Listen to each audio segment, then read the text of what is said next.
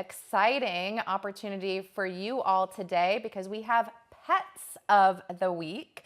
This week for the Humane Society for Tacoma and Pierce County, we're not featuring just one pet, we're rolling out an entire herd of over 15 squeaky, fluffy guinea pigs who all arrived in one big intake.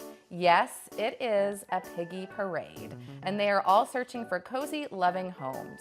These tiny potato-shaped charmers make wonderful companions and are perfect for people who want furry friends in smaller packages.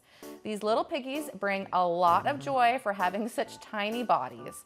They'll even learn to recognize you, often greeting you with joyful little squeaks of excitement. Since they're social, buddy-loving creatures, the shelter recommends adopting them in pairs so they can thrive together. A bonded pair will communicate constantly with short chirps and purrs. And with so many guinea pigs in their care, adoption fees are completely waived. So if you're ready to add some adorable squeaks and wiggles to your life, swing by the Humane Society Tuesday through Sunday from 10 a.m. to 5:30 p.m. and meet your pint-sized pals. Oh my gosh, they are so cute. I want to snuggle with one right now.